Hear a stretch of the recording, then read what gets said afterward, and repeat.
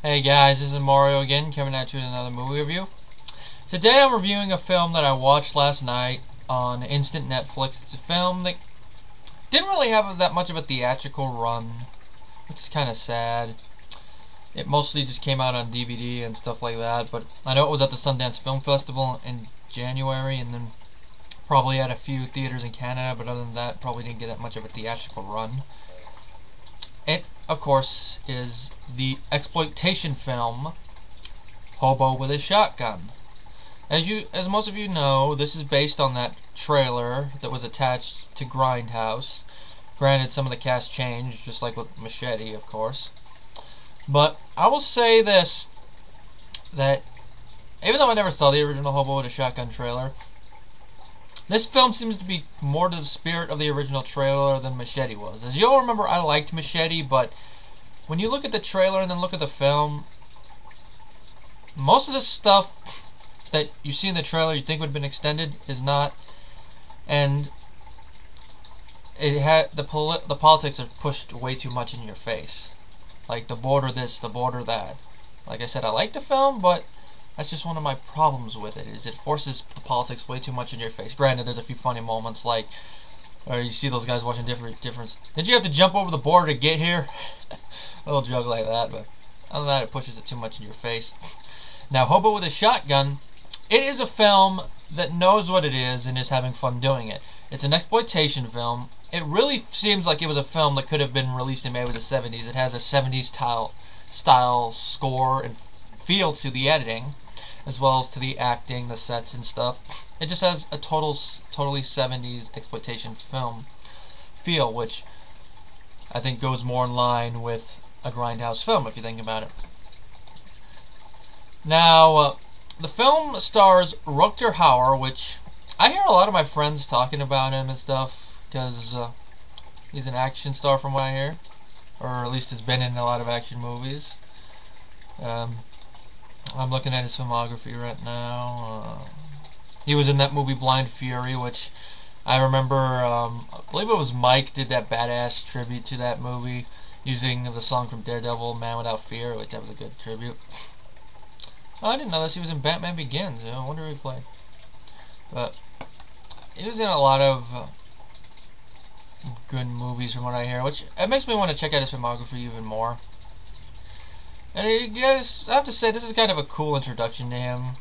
Badass hobo with a shotgun. Shh.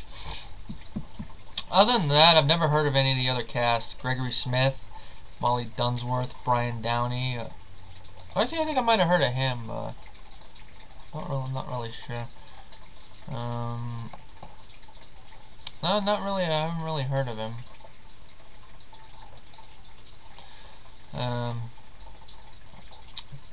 Rob Wells. Let's see if I've heard of him. No, not really. And then one of the other guys I think I have heard of. Now, Rob Wells, but like I said, Rutger Hauer was the only one with the memorable name that I could think of from this movie. I mean, I haven't even heard of the director, Jason Eisener, but that's to be expected. I mean, the only reason Hobo with a Shotgun, the original trailer, was attached because it won that contest, which I have to say I'm glad it got made into a movie afterwards. But anyway, the plot is that we have a hobo, which we never find out his name. He arrives in this lawless town called Hope Town, even though when we first see it, there's graffiti sprayed over it that says Scum Town via freight train. It's ruled with an iron fist by this guy called the Drake and his two sadistic sons, Ivan and Slick. When he arrives, the hobo witnesses Drake's brother getting decapitated, which it's a very good scene. I don't want to spoil it if you haven't seen the movie, but it's creative and it's like, ooh, that's gotta hurt, which brings up another thing. I did not notice any CGI in this movie. There could have been like minor things, but I did not notice. Every effect that I noticed was practical, like head explosions, decapitations. This is a good example. This film is a good example of how nowadays you can use frickin' practical effects for stuff. You don't have to use CGI for everything just because you're a lazy sob. If you want to see how you could use practical effects nowadays, watch this film, Hollywood. Anyway, eventually the hobo starts getting money because apparently he wants to buy a lawnmower at a pawn shop for 50 bucks. Well, he does money make it a few ways. You know, there's the old-fashioned way of begging, and then of course he even stoops so low as to do in this one video. You know, that's kind of reminiscent of bum fights, which of course is a lawless town, so obviously the guy can get away with it. Well, after a couple of incidents that he sees, like helping a prostitute named Abby, who becomes basically his friend after she tried to stop something that Slick was doing, and even interrupting this one robbery. Was it a robbery? No,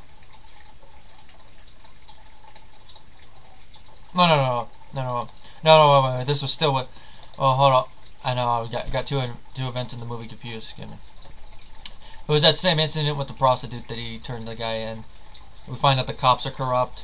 After another incident where he sees a robbery, he gets fed up, gets a shotgun, and starts going with vigilante justice. And of course, how they keep showing the vigilante justice, I thought was very creative. You know, see him like interrupt a thing, then like show a newspaper, another thing, newspaper. Shows he's starting to instill hope in the community. And of course, you guess this is going to piss off the villains royally, because it's like they're impressed by a man with a shotgun. It's just funny. It's the stuff like that that you can really see that this is an exploitation film that knows what it is. It's not taking itself too seriously. Granted, there's a message, there's a subtle political message in it near the end, which I'm still trying to interpret what that message is. I think it's supposed to be like, just because they're homeless doesn't mean they don't have homes, or that's basically what they say, but what the one character says. But I think it's more as we should respect the homeless and not give them crap, because we don't know what they've been through. Like a homeless guy that you harass on the street, he could have been in Vietnam and then his country just turned their back on him. That's an example. Like, it makes me wonder even more about the hobo. I mean, what did he go through? Was it, like you just said, was he a NAM veteran? Did he go through like a stock market crash and never recover? We never know. That's the one thing I like about him. It's you can make up your own mind about the hobo. And of course, he's a fun character to watch. I mean, at times he doesn't even have to say anything. He can get what's going through his mind, like when he's making a sign when he's gonna be begging. Like at first he's all like, "Kid needs a broken leg fixed," and then of course he decides to just tell the truth about the lawnmower. And what else is there to say about this film? It's a fun time waster, like I said earlier. It's a film that knows what it is. It has a political message, but unlike Machete, it's not just forcing it at you, which I think is probably a better idea. Hopefully, Robbie Rodriguez learns his lesson with that, and when he does the two sequels, if there's any political stuff in him, he does not force them at you. That, and he makes Machete more badass. That's what I want to see. Machete be more badass. If Machete was badass in the vein of this hobo, the sequels will do a lot better. And then again, with the sequels, he can shoot him from the beginning instead of having to reuse some footage from the trailer, so that's at least some good hope. Now, the acting in this movie, I guess I haven't touched on this, it's not Academy Award winning, or it's not, you know, Shakespearean, but then again, this type of movie, you don't need Shakespearean acting unless it's like one character that's supposed to be like a joke character or something, but the acting works. I mean, at times this movie is over the top, but for an exploitation film in this vein, that works.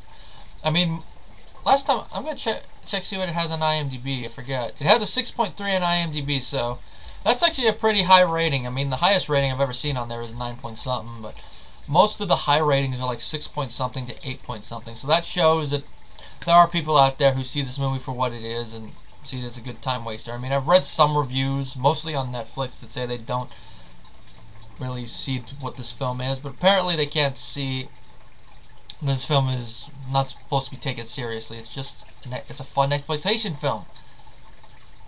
It is supposed to be a time waster. It's a popcorn film. It's entertainment. My final rating for Hobo with a Shotgun is 4.5 out of 5 stars.